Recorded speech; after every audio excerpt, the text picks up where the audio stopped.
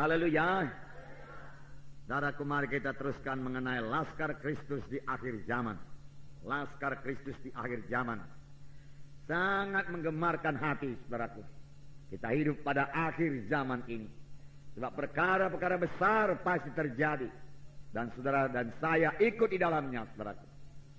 Karena Tuhan akan bekerja luar biasa pada akhir zaman ini.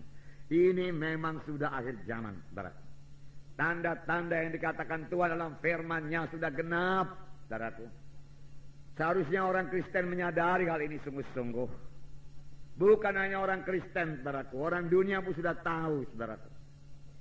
Orang dunia, saudara, kita dengarkan, saudaraku, yang mengatakan bahwasanya dunia ini rusak, penuhi oleh polusi, ozon sudah menipis, ozon sudah bocor, kesudahan segala sesuatu sudah dekat.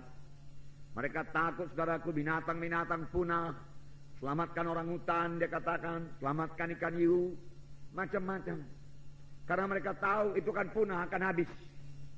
Saudara, kesudahan segala sesuatu sudah dekat, saudara. Tapi bagi kita, anak-anak Tuhan, Alkitab sudah lebih dahulu mengatakannya, saudara.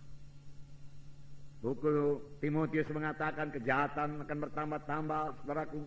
Pemberontakan, saudaraku. Ya. Anak-anak berontak pada orang tua dan lain sebagainya.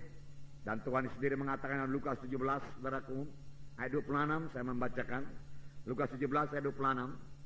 Dan sama seperti terjadi pada zaman Nuh, demikian pula lah halnya kelak pada hari anak manusia. Pada hari anak manusia datang. Saudara, kita mengerti apa yang terjadi pada zaman Nuh. Saya akan membacakan sedikit kepada saudara dalam Kejadian pasal 6. Ini yang terjadi pada zaman Nuh dan ini sudah terjadi lagi sekarang ini, saudaraku. Dan Tuhan menyuruh kita mempersiapkan bahtera keselamatan. Biarlah kita mempersiapkan bahtera keselamatan dengan benar, seperti yang disuruh Tuhan. Kalau Tuhan berkata muridkan, kita muridkan.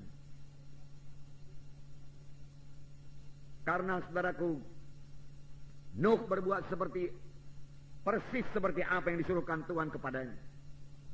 Tuhan berkata panjang bahtera sekian, dia buat sekian. Lebarnya sekian, dia buat sekian. Tingginya sekian, dia buat sekian. Buat berpetak-petak di dalamnya, dia perbuat seperti yang disuruhkan Tuhan. Dia patuh kepada Tuhan, dia taat kepada Tuhan. Biarlah kita mengerti, saudaraku, bahwasanya hanya orang yang taat, yang patuh kepada Tuhan akan dipakai Tuhan pada akhir zaman untuk membawa jiwa-jiwa pada maksud Tuhan. Biarlah kita belajar patuh kepada Tuhan, saudaraku. Patuh kepada pimpinan, saudaraku, dalam tubuh Kristus, saudaraku. Saya tidak minta saudaraku dijunjung tinggi, saudaraku, tidak, saudaraku. Saya lebih suka pun melayani, memang saya melayani. Maka semua kita pelayan-pelayan, saudaraku. Saudara, saya percaya kita ini tidak mengejar kedudukan, saudaraku. Kita mengejar panggilan Tuhan supaya sampai dalam hidup kita. Amin, saudara. Ya, saya bacakan Kejadian pasal 6 ayat 5. Ketika dilihat Tuhan bahwa kejahatan manusia besar di bumi dan bahwa segala kecenderungan hatinya selalu membuahkan kejahatan semata-mata. Nah, saudaraku, banyak kejahatan. Ya, kejahatan manusia besar. Ya, kecenderungan hatinya selalu membuahkan kejahatan semata-mata. Saudara, saya baca tadi kepala berita di koran, tapi saya tidak baca ceritanya, saudaraku. Dikatakan, saudaraku, ada perampok yang membunuh, saudaraku, suami istri tukang bakso, anaknya 4 orang kecil-kecil, saudaraku. Sampai hati dia membunuh berapa kali dapatnya. Kejahatan bertambah-tambah. Ya, kejahatan bertambah-tambah. Ini hanya contoh kecil yang bisa kita lihat, saudaraku. Ya. Ayat 9, inilah riwayat Nuh. Nuh adalah seorang yang benar dan tidak bercela di antara orang-orang sejamannya, dan Nuh itu hidup bergaul dengan Tuhan. Haleluya. Biarlah ini menjadi hidup kita pada akhir zaman ini, saudara, hidup bergaul dengan Tuhan, hidup bersekutu dengan Tuhan, hidup berkata-kata dengan Tuhan. Amin, saudara. Ini bisa kita laksanakan dengan bahasa roh, kapan saja, di mana saja. Kita merasakan hadirat Tuhan, kita mendengar suara Tuhan, kita mematuhi Tuhan, dan kuasa Tuhan mengalir kepada kita untuk melayani. Hikmat Tuhan berikan supaya kita bisa melayani, supaya kita bisa bersaksi, saudara. Saudara, hidup bergaul dengan Tuhan bukanlah satu hidup yang menyedihkan, bukanlah satu hidup yang sepi, bukanlah satu hidup yang tersisih daripada orang di dunia ini, bukan. Bahkan dengan hidup bergaul dengan Tuhan, saudaraku, maka kita menjadi berkat bagi dunia ini. Kita lebih dapat melayani dunia ini dengan kuasa Tuhan, dengan urapan Tuhan. Amin. Ya. Kemudian Nuh memperanakkan 3 orang anak laki-laki, Sem, Ham, dan Japet. Adapun bumi ini telah rusak di hadapan Allah dan penuh dengan kekerasan. Allah menilik bumi itu dan suhunya rusak benar, sebab semua manusia menjalankan hidup yang rusak di bumi. Bumi rusak, manusianya pun rusak, menjalani hidup yang rusak di bumi. Inilah keadaan pada akhir zaman, saudaraku. Inilah dia. Dan kita sudah melihat, saudaraku, ini sudah kejadian, saudaraku. Manusia mementingkan diri sendiri, saudaraku, tidak peduli saudaraku orang lain, saudaraku. Ini tanda-tanda Yesus akan datang kembali. Tetapi biar saya katakan kepada saudara, ini bukan membuat kita takut, saudaraku, atau membuat kita putus asa dengan berkata masih banyak sekali yang belum dikerjakan, saudaraku. Saudara, Tuhan pasti mempersiapkan sidangnya, memperlengkapi sidangnya pada akhir zaman, saudaraku, supaya sidang Tuhan bangun. Dan apa yang dikatakan dalam buku Yesaya, bahwasanya sidang Tuhan, rumah Tuhan akan, saudaraku, melebihi segala gunung-gunung yang lain, saudaraku. Dan bangsa-bangsa akan berkata, mari kita pergi ke rumah Tuhan. Tuhan sendiri akan mengirim jiwa-jiwa kepada keselamatan, saudaraku. Sama seperti Tuhan mengirimkan binatang-binatang, saudaraku, masuk ke dalam perahu Nuh. Dan kemudian perahu ditutup, saudaraku. Ditutup. Tuhan yang menutup perahu itu, saudara. Kalau Nuh barangkali nggak berani dia menutup. Tapi Tuhan menutup, tidak seorang pun bisa membuka.